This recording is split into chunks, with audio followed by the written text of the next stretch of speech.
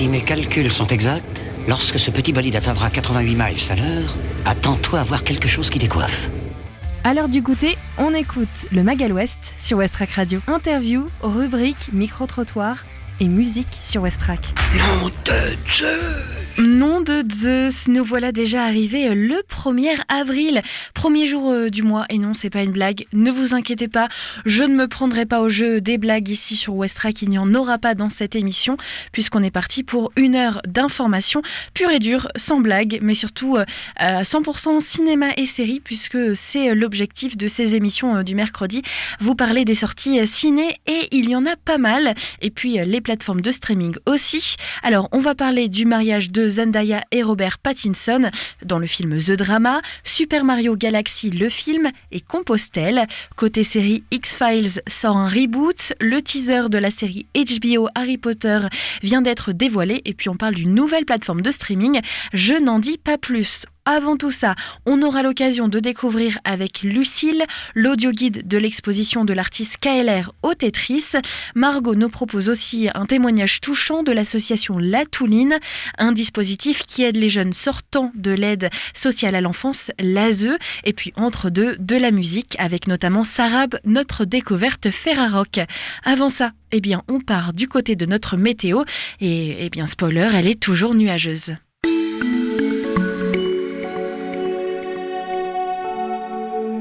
Et oui, une météo toujours et encore nuageuse pour ce mercredi 1er avril.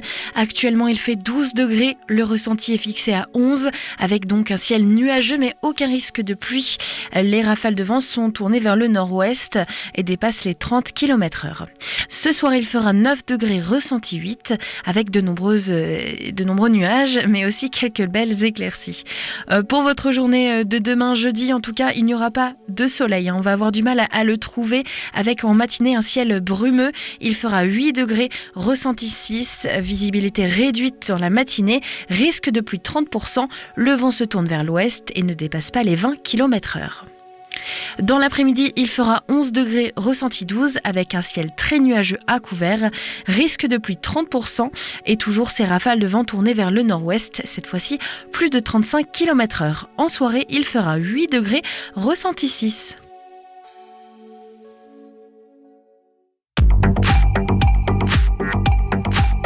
Les infos locales sur Westrack. Le Flash. Bonjour à tous, voici le flash des actualités locales de ce mercredi 1er avril 2026. 59 salariés de Gestamp Sofedit près du Havre face à une fermeture annoncée. À Saint-Romain-de-Colbosque, l'équipementier automobile Gestamp Sofedit, sous-traitant de Renault, prévoit la suppression de ces 59 postes via un plan social, synonyme de fermeture du site. Les salariés dénoncent une trahison et redoutent un avenir incertain. Fermeture de classe au Havre, les parents se mobilisent devant l'école des Acacias. Au Havre, les parents de l'école des Acacias se mobilisent contre un projet de fermeture de classe. Ils dénoncent une hausse des effectifs et un risque pour le suivi des élèves dans un contexte de tension sur les moyens éducatifs. Le Havrais Hakim Omiri revient à la maison. L'humoriste vient présenter dans sa ville natale son dernier one-man show, Contexte, au théâtre Le Normandie le 24 avril prochain. Un spectacle qui appuie là où ça fait mal. Rendez-vous à 20h30, tarif compris entre 30 et 35 €. Le Havre prenait part à une course solidaire avec la nouvelle édition de la Yellow Run. Sport, fun et solidarité, voilà le credo de la Yellow Run, un nouveau rendez-vous récurrent pour les Havrais. Organisée dimanche 17 mai par l'association étudiante humanitaire 76, elle permet de récolter des fonds pour des projets caritatifs menés en Afrique de l'Ouest. Tarif de 4 à 8 €, inscription sur Helloasso. Et si vous proposiez votre plus belle photo d'Yport, une exposition ouverte à tous aura lieu cet été. Depuis 30 ans, l'association pour la protection du site d'Yport veille sur le patrimoine et les paysages de la station balnéaire. Pour célébrer cet anniversaire en 2026, elle lance une exposition photo ouverte à tous cet été. C'est le moment de participer en envoyant ses plus beaux clichés à l'association. Vous avez jusqu'au 18 mai. Merci d'avoir écouté, ne partez pas, le journal continue maintenant avec les informations nationales et internationales. Bonsoir à tous. Se dirige-t-on vers un cessez-le-feu en Iran ? Donald Trump assure que les autorités iraniennes lui demandent un arrêt des hostilités. Le président américain ne l'envisage qu'en cas de déblocage du détroit d'Ormuz. En attendant, il promet de bombarder l'Iran jusqu'à l'anéantissement. L'Iran dément toute demande de cessez-le-feu et les gardiens de la révolution réaffirment que le détroit restera fermé aux ennemis du pays. Conséquence, chez nous, les prix à la pompe ne se calment pas. Pire, ils continuent de grimper. Le samplon 95 atteint les 2 € le litre dans l'Hexagone, selon une moyenne calculée sur plus de 7000 stations-service. Depuis le début du conflit, le samplon 95 a augmenté de plus de 16%. La ministre déléguée en charge de l'énergie, Maud Bréjon, ne ferme pas la porte à des mesures de soutien pour les Français dans les jours à venir.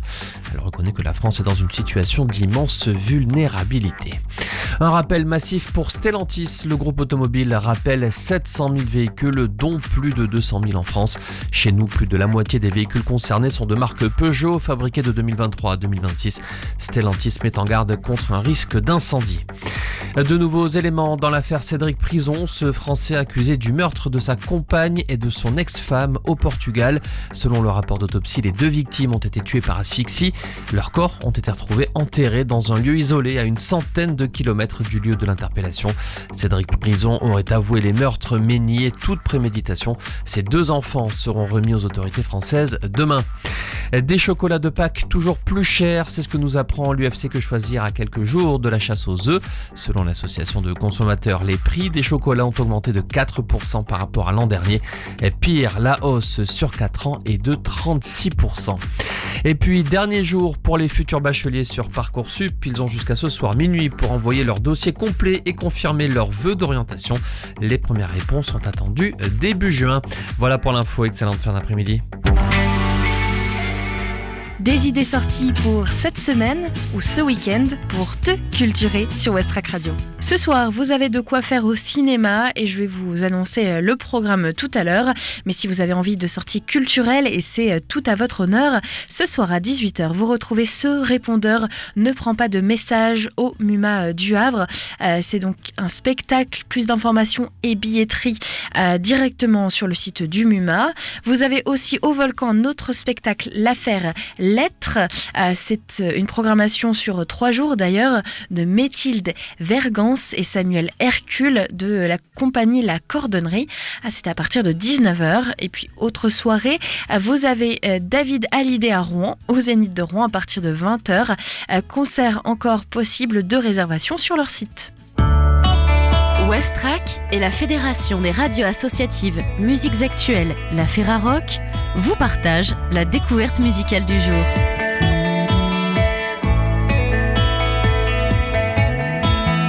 Cette semaine, la découverte musicale Ferrarock nous entraîne dans un véritable tourbillon, Sarab. Emmené par la chanteuse franco-syrienne Climène Zarkan et le guitariste Baptiste Ferrandis, le duo continue de tracer son sillon singulier entre chaos, post-punk et poésie arabe, sculptant un son où tension brute et délicatesse se frôlent sans cesse. Leur nouvel album, Mythe Vardeux, sans rose, marque le retour du groupe en 2026 avec une intensité renouvelée.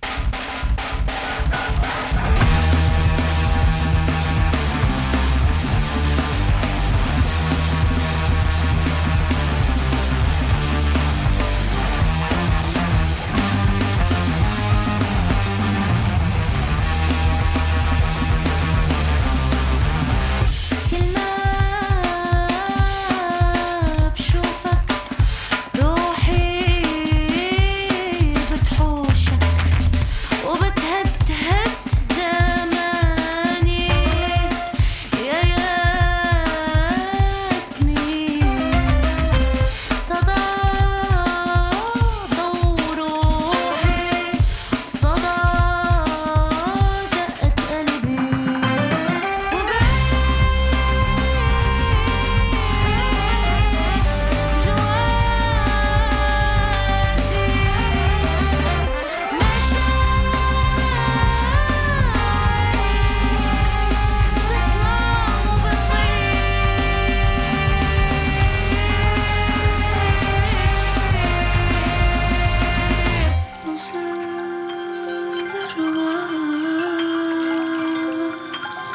ton ego.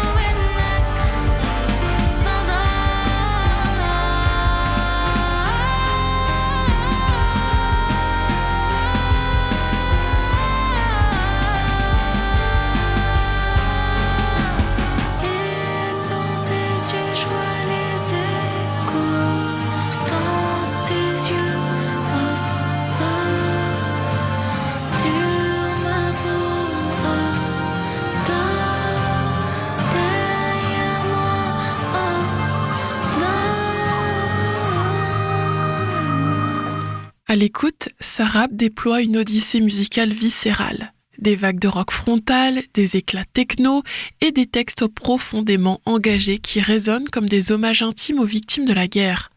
Le groupe a cette capacité rare à mêler fracas sonores et émotions nues, à faire cohabiter hommage acoustique, incantation et expérimentation électronique dans un même souffle.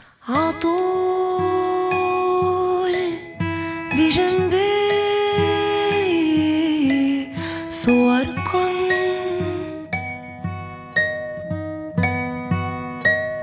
وصدى أصواتكن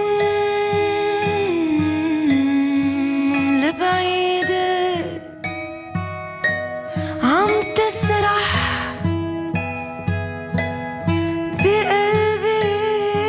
بقلبي وغيابكن صار عادة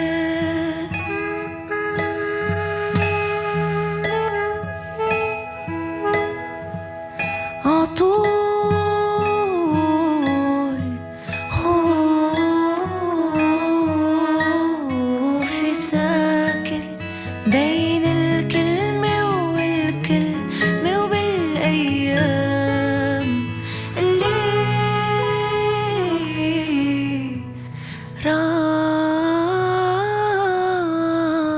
راحت ما بنساها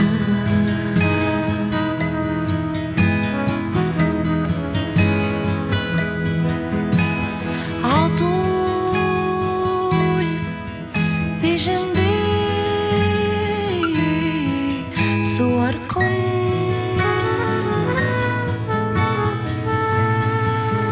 وصدى أصواتكن البعيدة عم تسرح بقلبي وغيابكن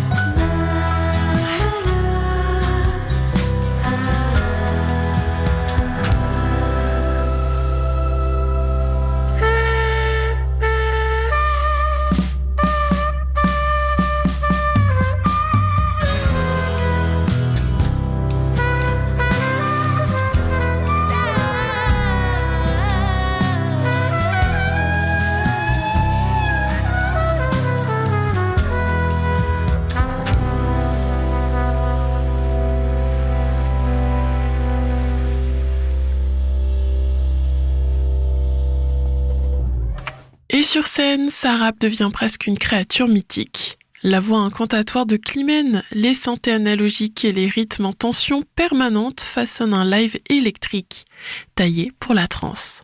Après plus de 100 concerts en Europe, au Canada ou encore au Maroc, le groupe assume pleinement son virage rock, tout en gardant cette identité hybride, quelque part entre une Rosalia sous autotune et la rage militante de Rage Against the Machine. Un mirage, oui, mais un mirage qui brûle. Le MAG à l'ouest, info, divertissement et bonne humeur sur Westrack. Il est 17h17 et on poursuit notre émission avec Margot. Cette fois-ci, et ses invités, c'est l'association La Touline. Aujourd'hui, au micro de Westrack, nous allons nous intéresser à un dispositif trop peu connu, mais pourtant essentiel dans la vie de nombreux jeunes.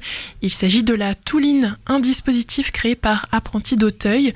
Pour nous en parler davantage, je reçois Clara Galugis, éducatrice spécialisée de la Touline, qui existe depuis 3 ans au Havre.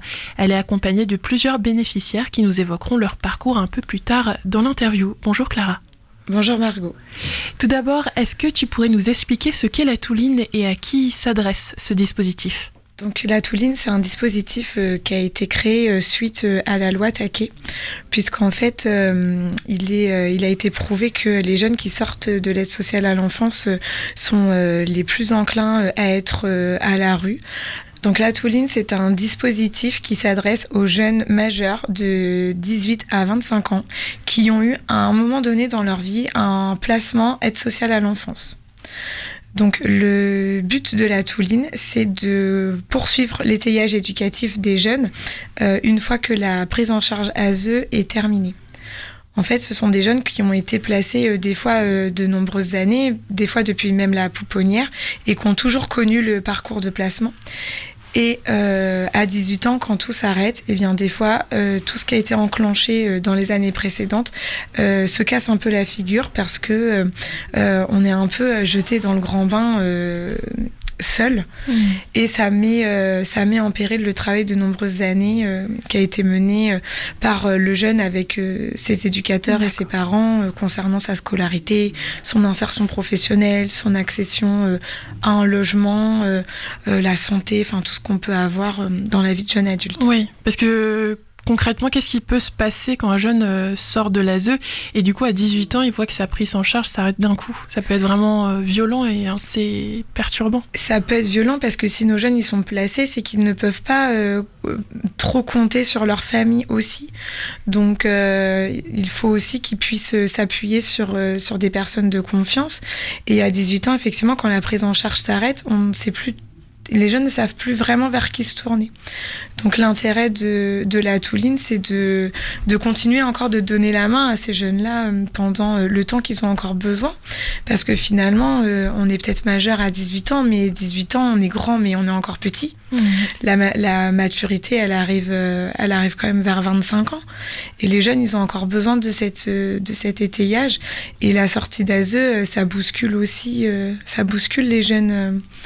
de se retrouver dans un milieu qu'ils connaissent, avec des personnes qu'ils connaissent, et on leur dit, bien maintenant tu as 18 ans, tu dois savoir payer tes factures, gérer ton appartement, tenir ton travail. Des fois aussi, il y a un enfant. Et tout ça, ça peut faire beaucoup pour quand on a tout juste 18 ans ou même 20 ans.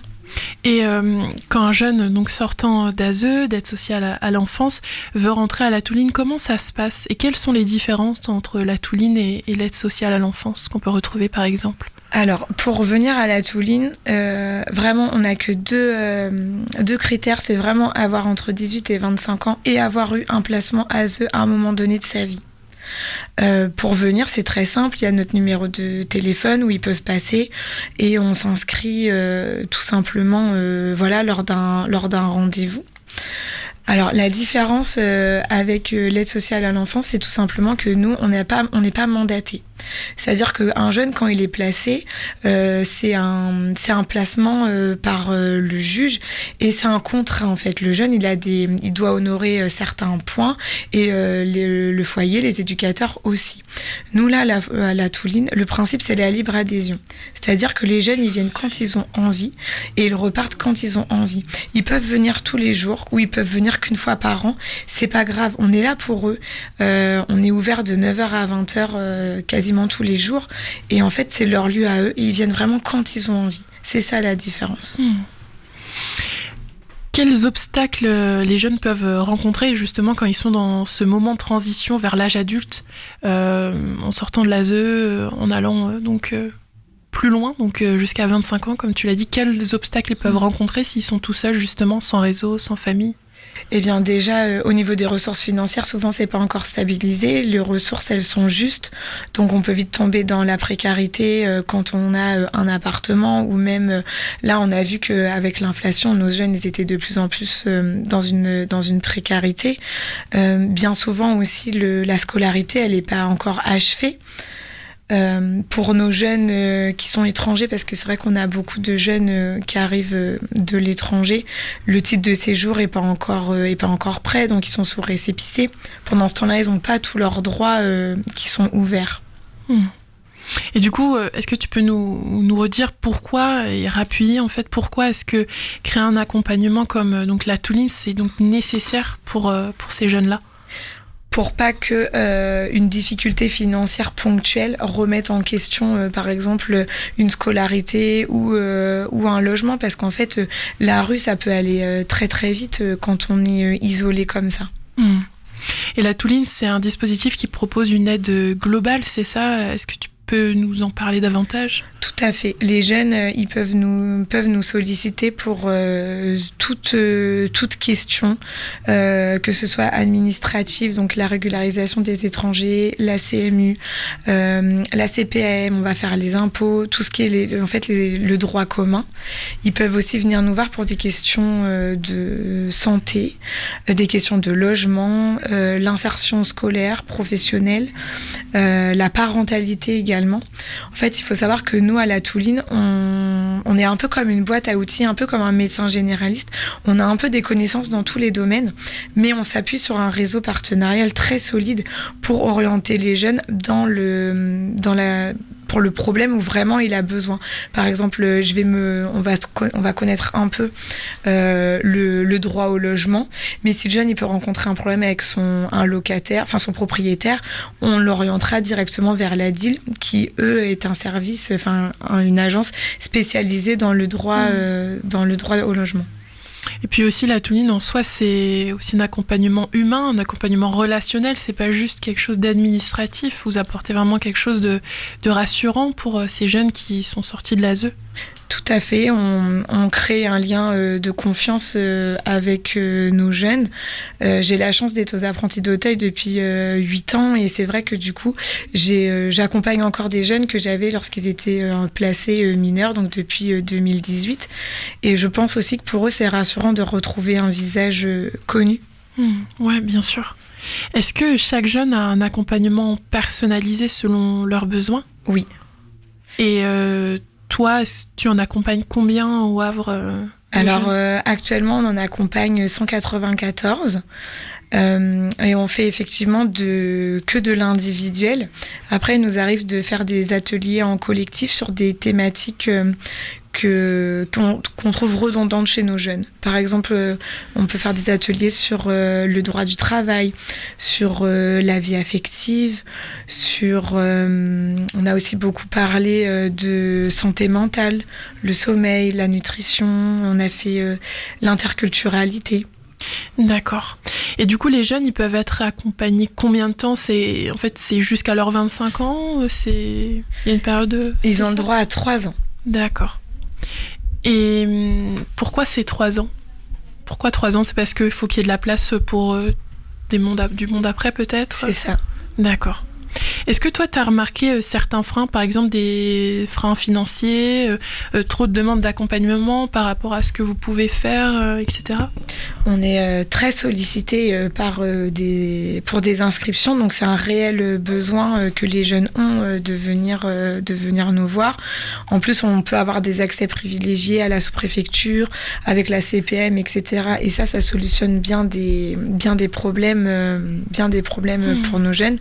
Après, effectivement, dans le contexte actuel de l'inflation et où les budgets se resserrent de plus en plus, effectivement, le dispositif de la Touline est menacé par le manque de financement. D'accord. Et toi, tu penses que ce serait quoi les solutions justement pour essayer d'améliorer au mieux tout ça et de continuer d'offrir un accompagnement de qualité pour les jeunes sortant de l'aide sociale à l'enfance ? eh bien, il nous faudrait des subventions. Oui, donc faire connaître la Touline. Voilà. Ok. Merci beaucoup, Clara. Pour finir cette interview, on va laisser la parole à Jassem, Saïba et La Prospérité. Bonjour à vous trois. Bonjour.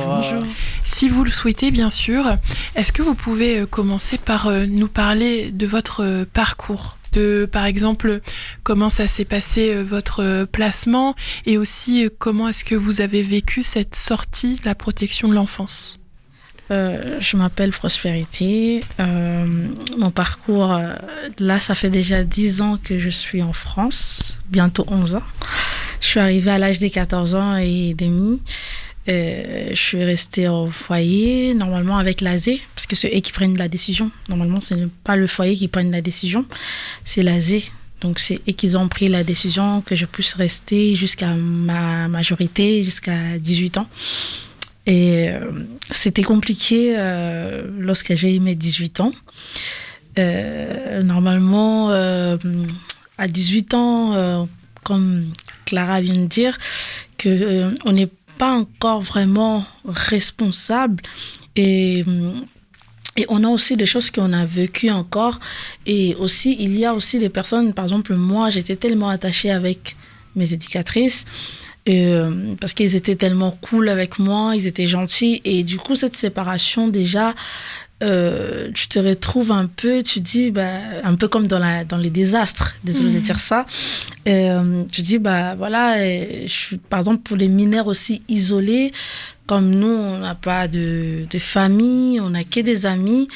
C'est un peu différent parce qu'eux aussi, ils font leur vie, tout ça. Donc, les éducatrices sont là pour nous protéger. Et du coup, quand on se sépare avec eux, c'est comme on se retire quelque chose qu'on avait, mais là, il n'y en a plus en fait. Et du coup, pour moi, après, je ne sais pas pour les autres jeunes, mais en tout cas, pour moi, c'était tellement difficile, tellement dur. Et après, l'ASE, on a fait les prolongations parce qu'on cherchait l'appartement. Et dans ce moment-là, je me rappelle encore bien, j'avais 18 ans, pile poil. Et on est en train de chercher l'appartement et j'avais fini aussi mon apprentissage. Parce qu'en foyer, normalement, maximum, c'est 3 ans, comme Clara vient de dire. Et du coup, à 18 ans, je dois partir comme ça, les autres jeunes qui puissent prendre la place. Et du coup, moi, j'avais plus de boulot. Parce que normalement, dans ces temps-là, j'ai fini mes études. J'avais pas fini mes études vraiment parce que j'avais fait un CAP. Et du coup, le patron aussi, il avait plus de sous. Et il m'a dit que non, normalement, je peux pas te prendre, je peux pas te garder. Dans ce moment-là, je me suis dit, oh là là, comment je vais me retrouver, en fait, pas de boulot.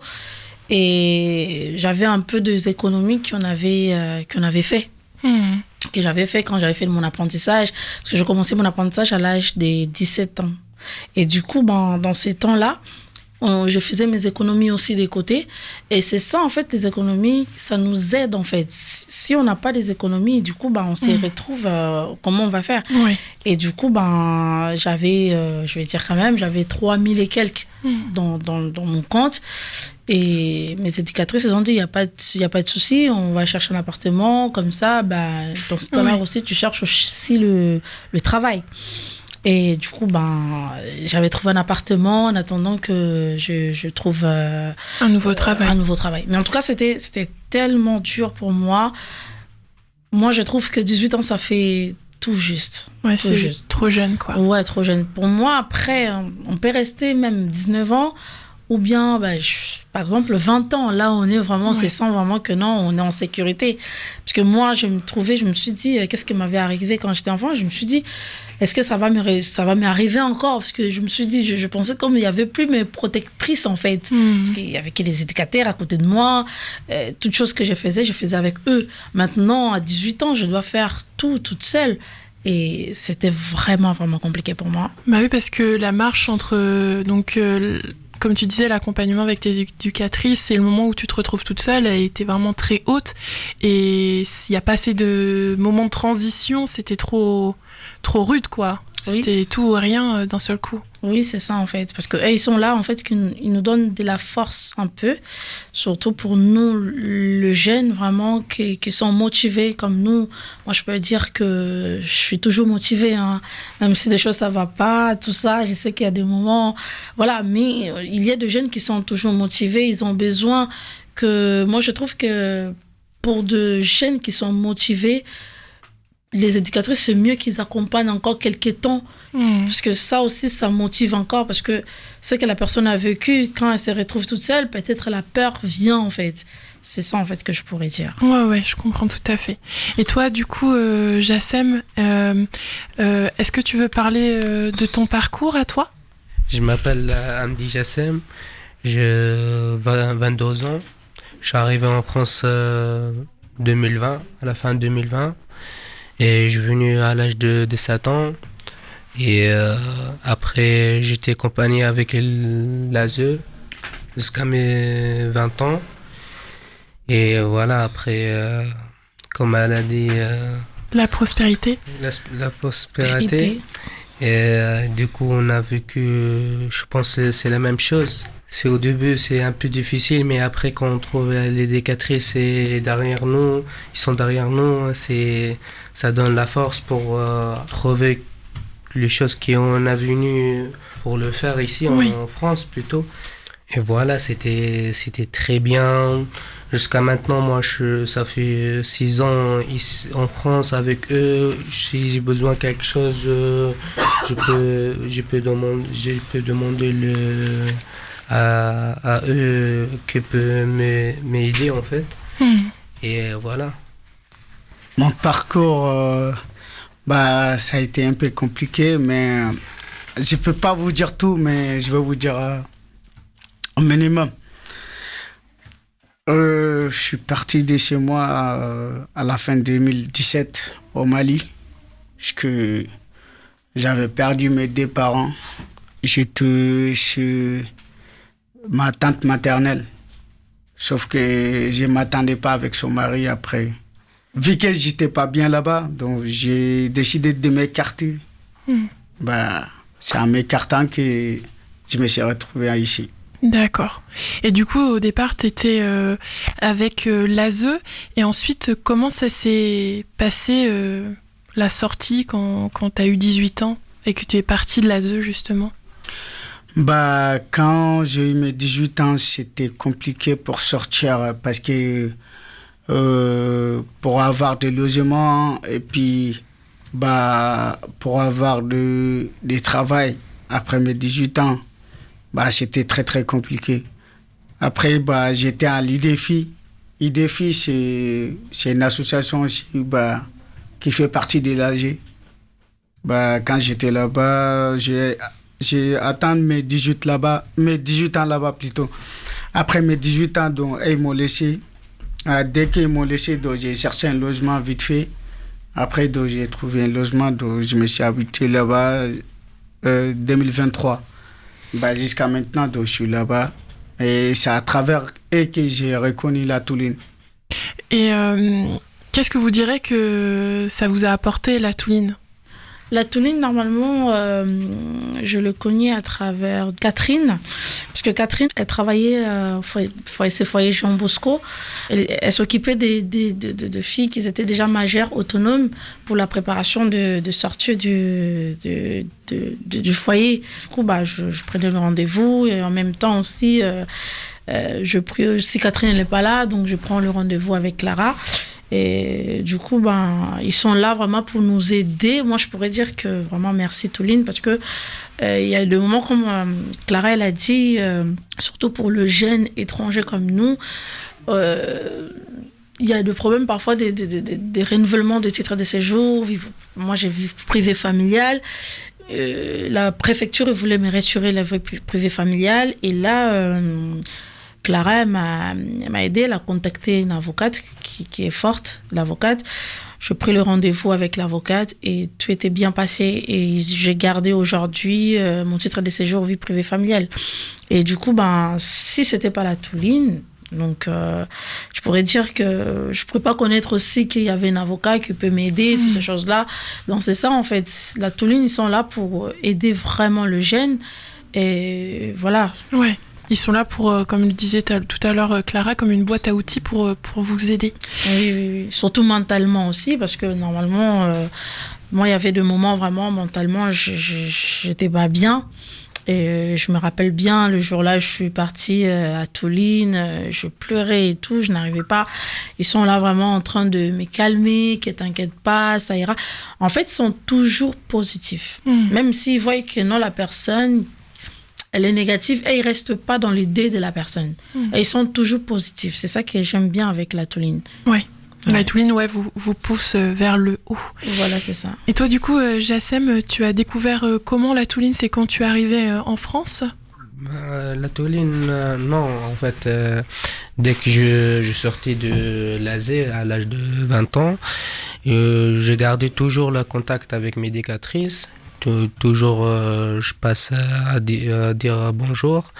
Et du coup, un jour que je vais avec Clara et on a un peu discuté, elle m'a invité pour en fait découvrir la Toluine. Et du coup, de là que si j'ai besoin de quelque chose ou faire la démarche administrative, et du coup, je le prends rendez-vous avec